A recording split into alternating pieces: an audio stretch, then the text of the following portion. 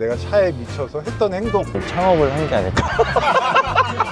이제 수익을 얼마 정도까지 되죠? 시트 사이에 개똥이 하나 있다라고 하는 거예요. 이런 시간이 너무 재미있지 않나요? 어떠십니까? 공부 좀 한 놈들이 차에 미쳤다. 대기업 때려치고 창업한 최윤진 대표님 자기소개해 주십시오. 네, 저는 우리나라 최초의 개인간 카시어링 서비스 타운카를 운영하고 있는 최윤진이라고 합니다. 안녕하십니까. 대기업 때려친 거 후회 안 하십니까? 후회 반, 후회하지 않는 거 반. 후회 아직도 반반이에요? 아직도 반반이라고요? 스타트업 때려치고 취직한 우리 자동차 공학 박사 신종원 대표님. 안녕하세요. 예전 타봄을 운영했던 신종원입니다. 두 분 다 어서 오십시오. 네, 그러면 신 대표님은 이제 스타트업을 때려친 건 아니지만 그래도 이제 잘 마무리하고 지금 기분은 어떠십니까? 오늘 또 바로 출근을 하셔야 되는데 촬영 끝나고. 직장인이 돼서 네. 출근 시간을 잘 지켜서 출근을 해야 되는데 네. 뭐 요새는 솔직히 스타트업 할 때는 힘들었지만 재미가 있었는데 네. 요새는 또 개인적인 행복을 많이 추구하고 있는 그런 시간을 보내면서 즐겁게 지내고 있습니다. 예전에는 스타트업 운영할 때는 개인 시간을 거의 못 가졌어요. 그래서 그건 맞아. 한 7년 동안 거의 하루도 못 쉬고 일을 했었는데, 그래도 지금 이제 직장인이 되고 나니까 그래도 주말에는 좀 쉴 수 있고, 퇴근하면 그래도 뭐 회사 생각을 어느 정도는 접고 이제 좀 가족에 충실할 수 있다 보니까 그런 점에서 좀 만족을 하고 있는 상황입니다. 반대의 선택을 하신 두 분이에요. 그렇죠. 그래서 오늘은 차에 미쳐서 안정적인 삶을 포기하고 도전을 하고 있는 사람들의 이야기. 야, 휴머니즘 바로 느껴지죠? 일단 내가 얼마나 차를 좋아했는지, 내가 얼마나 차에 미쳤었는지 사례 하나씩만 좀 얘기해 주세요. 저는 25살에 이제 군대 제대하고 처음 해외여행을 유럽으로 갔는데, 여행을 가자마자 이제 차를 한 달 동안 빌려서 이제 그 차를 타고 유럽을 한 바퀴 돌았거든요. 일주. 네, 완전 일주를 했죠. 푸조 807이라는 좀 큰 차를 빌려가지고 이제 그 수동차를 운전을 해가지고 일주를 했던 기억이 있어요. 최 대표님은 자동차 디자인을 전공하셨잖아요. 네, 맞습니다. 그리고 전 직장은 네, 한국 타이어.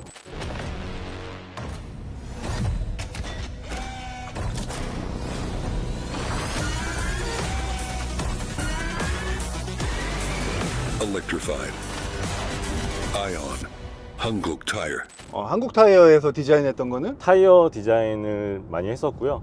그리고 이제 미래 모빌리티 관련 프로젝트도 많이 했었고, 뭐 트렌드 연구도 했었고, 이것저것 많이 했습니다. 근데 타이어에 디자인을 한다 그러면 정확하게는 어디에 디자인을 하는 건가요? 이 트레드웨어에 디자인을 하는 건가요? 아니면 사이드월 부분에 디자인을 하는 건가요? 둘 다 한다고 보시면 돼요. 트레드 디자인을 이제 어떻게 보면 그 공학적으로 저희가 디자인하는 모양에 따라서 타이어 성능이 변하기 때문에, 그래서 여쭤봤어요. 그거는 왠지 그 공학도들의 몫이지 디자인을 전공하신 분들이 트레드웨어를 디자인할까라는 생각이 들어서 함께 하나요? 혹시? 네, 연구소 엔지니어분들과 함께 하는 거고요. 어떻게 보면 저희가 초안을 잡아서 이 성능에 맞는 그런 디자인을 룩을 만들고, 이제 연구원분들이랑 같이 협업을 해가지고 그거를 이제 성능을 맞춰가는 걸 같이 하게 되는 거죠. 신 대표님은 내가 차에 미쳐서 했던 행동. 가장 큰 미친 짓은 창업을 한 게 아닐까.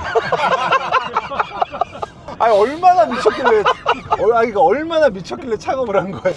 저게 맞다 근데. 저는 원래 뭐 운이 좋게도 어렸을 때부터 해외에서 그 자동차 관련된 뭐 경험이나 그런 것들을 좀 할 수 있었어요. 근데 80년대, 90년대 뭐 이럴 때는 아무래도 이제 우리나라에는 그런 자동차 문화들이 많이 없었는데, 해외에는 뭐 여러 모임이라든지 여러 뭐 모터쇼부터 시작해서 그런 자동차 관련된 문화들이 되게 많았었는데 부러웠었는데, 저는 개인적으로 이제 자동차가 한 개인한테 주는 행복감이 굉장히 크다고 생각을 했었거든요. 그래서 이런 행복감을 제가 하는 뭔가 서비스나 플랫폼을 통해서 이런 문화를 전파할 수 있지 않을까라는 생각에 무모하게 시작을 하게 됐었죠. 그래서 뭐 가장 큰 미친 짓이 아닐까 생각을 합니다. 작년에 탔던 차가 뭐였죠? 한 1년 반 정도 그 포르쉐 718 GT4 카이만 GT4를 운영을 했었습니다. 지금은 뭐 모델 X, 테슬라 모델 X 타고 있습니다. 아, 결혼하고 사업 접으면 이게 변하네 사람이.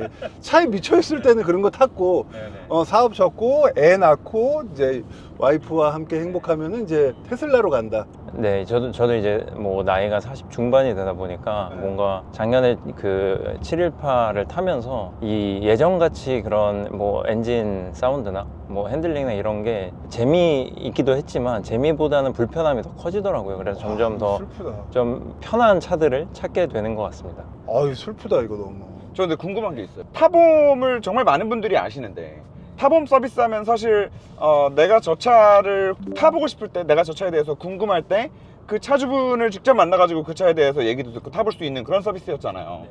근데 그걸 통해서 어떻게 그런 해외에서 부러웠던 자동차 문화들이 한국에 정착되길 바라셨어요? 제가 이제 가장 모티브로 했던 커뮤니티는 칼스 앤 커피라고 하는 이제 미국 커뮤니티예요. 뭐 칼스 앤 커피 서울이라고 하는 서울 지부도 있는데 매달 또는 매주 주말에 뭐 미국에서는 이제 월마트나 코스트코나 이런 주차장이 넓은 곳에 동네 사람들이 모여서 자기 차를 자랑하고 그 차를 또 보러 오고 이런 주민들의 어떻게 보면 이제 잔치 같은 커뮤니티 모임이에요. 근데 거기에 이제 차를 자랑하러 오시는 분들은 이제 차를 좋아하시는 분들이 대부분 많이 있지만 그걸 구경하러 오시는 분들은 이제 아이 손을 잡고 오는 가족들도 많고 그리고 이런 아이들한테 어려서부터 이 차주가 차에 대해서 설명도 깊게 잘 해주시고 그다음에 잠깐이나마 옆에 앉게 해서 시승도 시켜주다 보니까 뭐 어려서부터 문화로 다가오는 점들이 저는 되게 좋게 생각이 됐었거든요. 그래서 결국에는 그 미국에서 봤던 것들을 바탕으로 한국에 이런 문화를 좀 전파하고자 열심히 했는데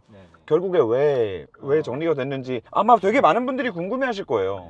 코어 유저분들은 뭐 저희가 서비스 종료하던 시점에 그래도 꽤 긴 그 설명문을 전달을 해드려서 어느 정도 아시는 분들도 계신데 아무래도 스타트업들은 이제 그 초반 구간에는 어느 정도 수익이 올라오기 전까지는 이제 투자로 조금 런웨이를 가져가야 되는 그런 부분들이 있었는데 다들 아시겠지만 2022년 뭐 23년 글로벌 이제 공황이 오면서 이제 투자 시장도 얼어붙으면서 투자를 받기 굉장히 어려웠던 시절이었어요. 이게 상황이 여의치 않다 보니까 저희도 뭐 매각을 알아보던 뭐 과정에서 그냥 운이 좋게 이제 차범 모빌리티 쪽에서도 저희를 좋게 봐주시고 해서 매각을 하게 됐었습니다. 저는 개인적으로 타보면 너무너무 아쉬웠어요. 서비스가 종료될 때.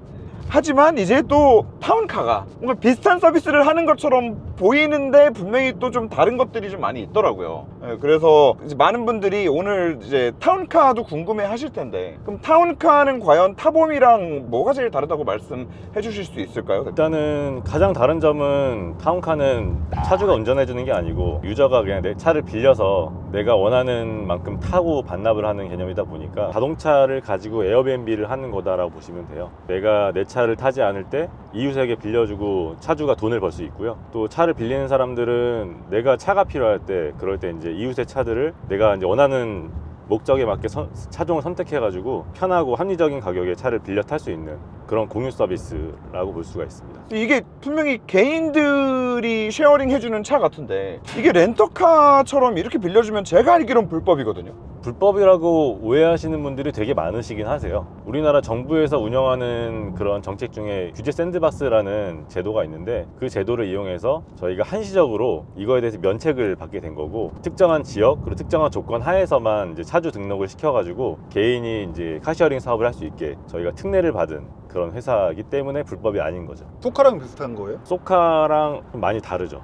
왜냐면 쏘카는 차량의 소유주가 회사잖아요. 그러니까 어떻게 보면 회사가 소유한 차량을 그 일반적으로 렌트해주는 서비스라고 볼 수가 있는데 저희 타운카는 차량의 소유주들이 다 개인이거든요. 다 이제 내가 소유한 차량을 내가 타지 않을 때 빌려줄 수 있다라는 점이 많이 크게 다른 점인 것 같아요. 이제 수익을 얼마 정도까지 내세요? 많이 버는 분들은? 저희가 봤을 때 평균적으로 5, 60만 원 정도 버시는 것 같은데 많이 버는 분들은 뭐 250에서 300 정도 월에 버시는 분도 계세요. 그럼 예전에 타봄은 얼마 정도 버셨어요? 저희도 비슷했던 것 같고 저희도 뭐 차종에 따라서 요금이 달랐었는데 뭐 슈퍼카를 타시는 분들 같은 경우에는 뭐 그 중에서도 인기 차주분들이 계셨어요. 서비스가 굉장히 좋으셨던 그런 분들은 한 달에 제일 많이 찍었던 건 뭐 500만 원까지도 버셨던 그 차주를 본 적이 있습니다. 그러면 그 혹시 타운카 같은 경우에는 차주가 되는 조건이 좀 까다롭나요? 그 규제 샌드박스라는 정부 특례 사업으로 이제 한정적으로 사업을 하는 거거든요. 네네.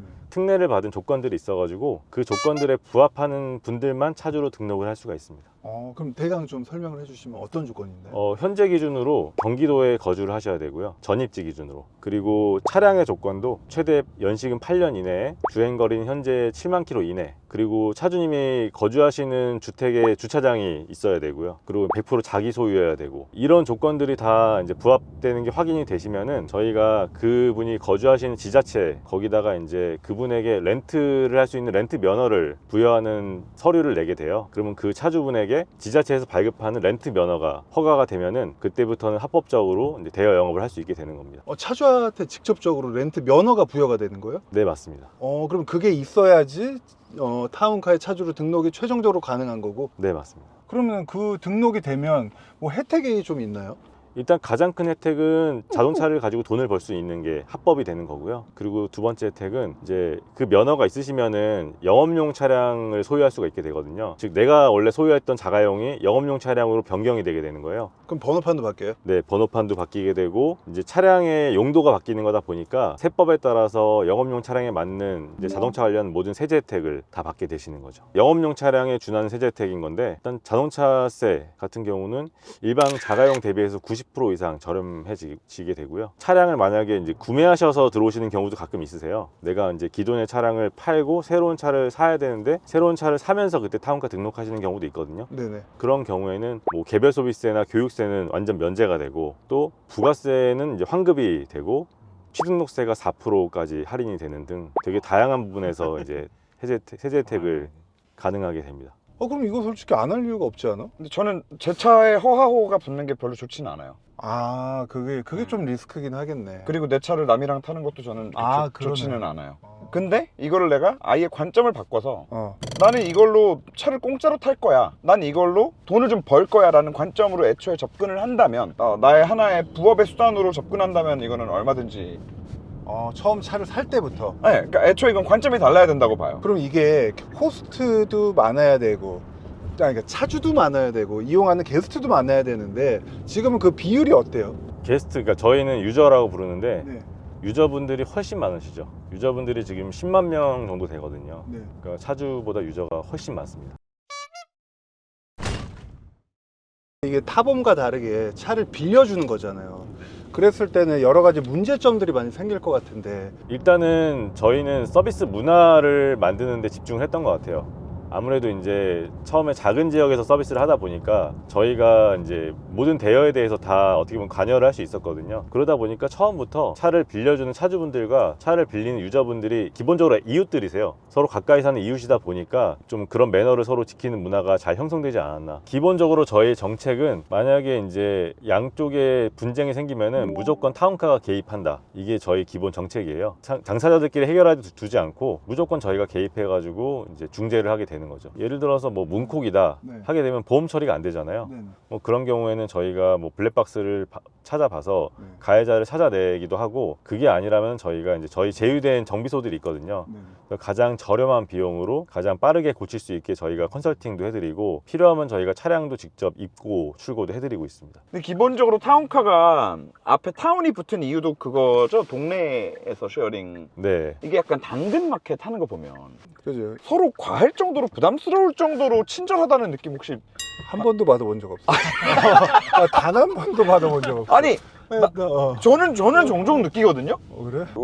왜 이러나 싶을 정도로 저는 그런 경우들이 좀 있는데, 약간 타운카도 그 당근처럼 이게 같은 동네라는 인식이 있으니까 내가 이 사람이랑 왠지 얼굴 봐야 될 것 같고, 이게 동네 사람이다라는 뭔가 이런 그 같은 소속감이 생기면서 뭔가 차를 좀 더 조심스럽게 쓰게 되지 않을까라는 생각이 들긴 하네요. 그런 효과는 있을 것 같아요. 그렇죠. 근데 차를 그러면 직접 얼굴을 보고 대면을 하고 주고받아요? 아니면 딜리버리로 하나요? 그 직접 대면해서 주고받는 게 원칙이에요. 차주분들 입장에서는 요청이 들어오면은 이제 빌리는 유저분들의 뭐 운전면허증, 그리고 이제 실제 얼굴 셀카, 그리고 이런 운전 경력이나 타운카 이용에 대한 그런 각종 정보들이 다 노출이 되게 되고요. 차주분들이 그거를 보고 내가 빌려줄지 말지를 결정할 수가 있어요. 그럼 반대로 그 유저가 차를 봤는데 별로여서 거부한 적도 있나요?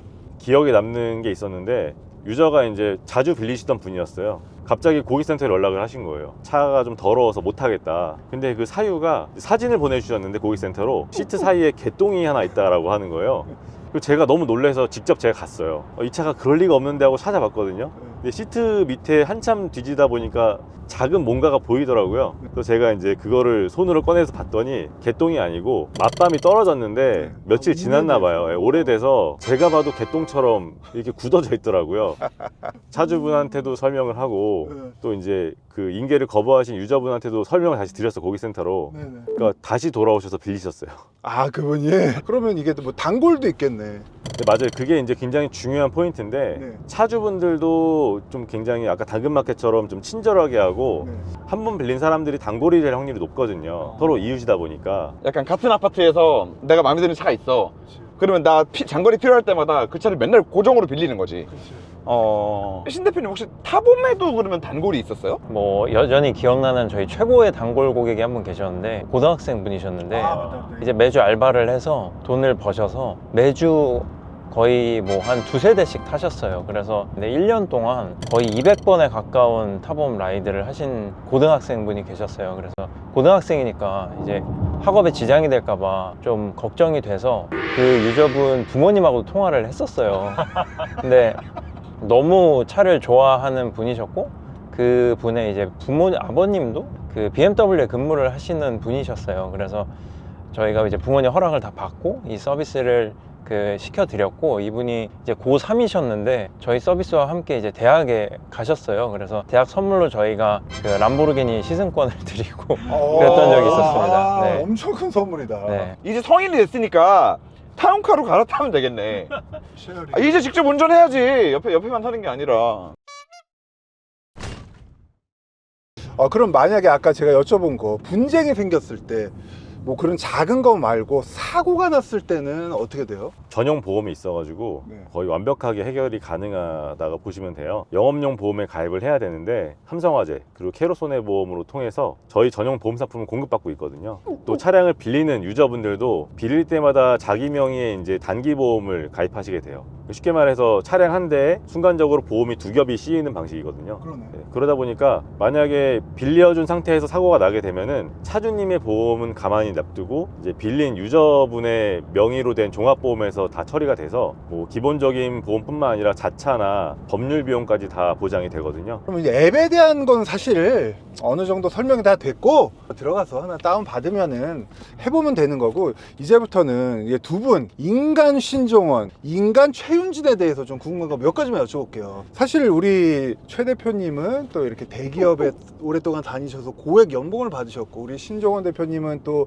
미국에서 공부를 하셔가지고 또 마찬가지로 또 괜찮은 직장에 다니셨는데, 이렇게 무모한 도전이라고 남들이 봤을 때는 할 수 있는, 이 도전을 할 수 있는 계기는 뭐예요? 저는 그냥 개인적인 성향 자체가 어떤 문제를 해결하는 거에 굉장히 좀 이렇게 딥다이브 하는 성격인 것 같아요. 그래서 처음에 이제 타봄을 시작했던 것도 제가 생각하기엔 이해가 잘 안 됐었거든요. 왜냐면 이게 뭐 수천만 원에 수억짜리 차를 사는데 이거를 내가 제대로 시승도 못 해보고 사야 된다는 게 소비자 입장에서 잘 이해가 되지 않았었고, 이런 권리들을 뭐 찾으면서 또 차주분들은 부업의 역할도 할 수 있는 뭐 기회가 충분히 있을 수 있다라고 생각을 해서 시작을 하게 됐었습니다. 그래서 결국에는 저는 개인적인 성향 자체가 창업을 할 수밖에 없는 성향이었던 것 같아요. 네네. 약간 또 윤 대표랑 어떻게 보면 비슷한. 네네네.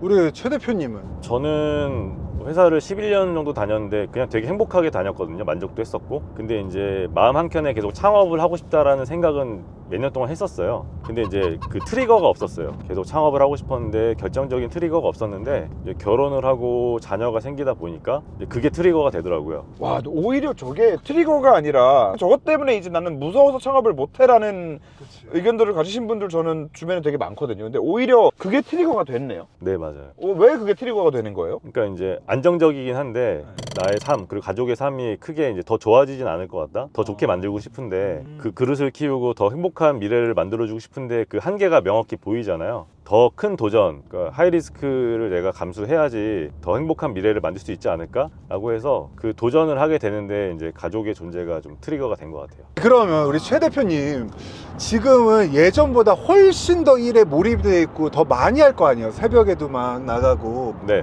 그럼 뭐가 가장 많이 바뀌었어요? 내 마음가짐이라던가 내 생활을 봤을 때? 일단은 취미라는 게 다 없어졌고요. 뭐 개인적인 취미, 뭐 개인적인 생활 이런 게 전혀 없어졌고 아마 신대표님 아시겠지만은 24시간 그냥 일을 하는 모드다 보니까 뭐 내 개인 시간이 아예 없어졌다. 아니, 사실 근데 뭐 그 일하는 시간이 개인 시간 같지 않아요? 근데 일하는 시간이 너무 재미있지 않나요? 저는 그래도 아직까진 그렇거든요. 어떠십니까? 아닌가 보네. 죄송합니다. 오히려 그 초반에 그 사업을 구상하고 초반 런칭했을 때는 재미가 있었어요. 왜냐면 그만큼은 이제 그런 책임이나 약간 이제 리스크에 대해서도 더 둔감했던 거죠. 근데 이제 본격적으로 사업을 런칭하고 이게 사업이 이제 잘 돌아가다 보니까 이제부터는 실전이잖아요. 그러다 보니까 이제 긴장감을 늦출 수가 없더라고요. 그 신 대표님 입장에서 어쨌든 이 스타트업 선배시잖아요. 스타트업 선배 입장에서 혹시 최 대표님께 좀 이렇게 해드리고 싶은 얘기 없나요? 그리고 결국 그 얘기가 전국에 있는 많은 또 예비 창업자들 그리고 지금 현재도 진짜 이 개고생하고 있는 스타트업 하시는 분들 많은 또 도움이 될 수 있을 거라고도 생각이 들어서. 스타트업은 직장인으로서는 경험하지 못할 정말 도파민이 진짜 폭발하는 그런 짜릿한 경험들을 경험할 수 있는 것 같아요. 그리고 그 과정에서 사회적 성공이나 이런 것도 경험을 해볼 수 있는 환경인 것 같습니다. 그래서 그런 부분들은 뭐 너무너무 좋지만 최 대표님도 이제 저랑 연배가 비슷하시다 보니까 저는 그 7년 동안 그 스타트업 운영을 하면서 개인적으로 건강을 많이 챙긴다고 했는데도 건강이 좀 안 좋아진 부분들이 있었어요. 그래서 가족도 계시고 자녀도 계시니까 건강을 잘 챙겨 가시면서 일을 하시는 게 아무래도 장기적으로 뭐 봐야 되는 싸움이다 보니까 그런 부분들을 좀 말씀을 드리고 싶습니다. 이거는 좀 심심했고 혹시 투자자를 다루는 방법 그런 거 없을까요? 투자자한테 투자를 잘 받기 위한 나만의 스킬이라던가 이런 투자자는 절대 받지 마라. 좀 현실적인 얘기를 해주시면 그게 도움이 되지. 건강 잘 챙겨라 그거는 신 대표님.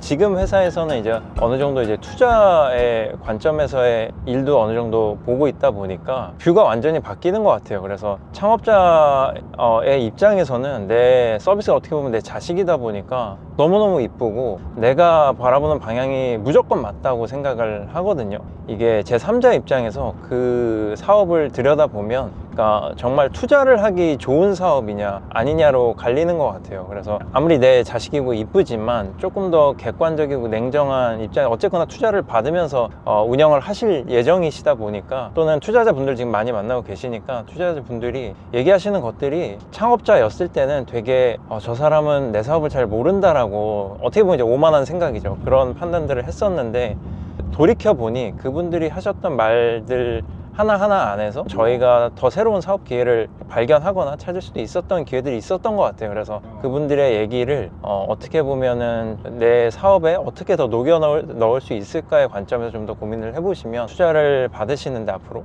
좀 더 쉬워지시지 않을까 생각을 합니다. 중요한 얘기인 것 같습니다. 투자자를 모집하고 계십니까? 네, 투자 유치는 항상 하고 있고요. 굉장히 열려 있어요. 그리고 이제 방금 대표님 말씀하신 것처럼 저도 이제 이 시간부터는 제 타운카 서비스에 대해서 냉철하게 저도 이제 좀 객관적으로 뜯어보고 이 서비스가 무조건 옳다 이런 관점은 갖지 않을 테니까 많은 투자자분들의 연락을 기다리겠습니다. 좀 사람들이 원하는데 좀 부족한 차가 있다면 일단은 테슬라가 좀 인기가 많아요. 그러니까 수요도 많고 그 이미지가 어마어마한 거예요, 진짜. 진짜 신기하다.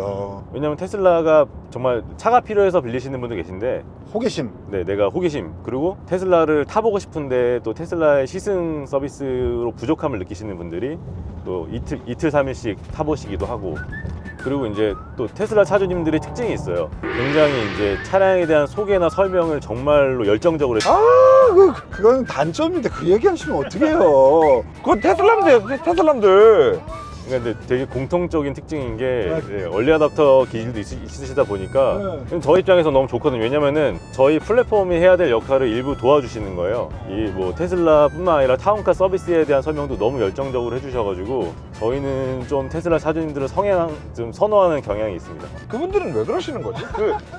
테슬라가 추천인 코드 그거 하잖아요. 그걸로 돈 벌려고 그러시는 건가? 아니 그지는 않을 거야. 그거보다는 순수하겠지. 그 정도로 순수한 사람들이 온라인에서 댓글은 왜 그렇게 쓰는 거야?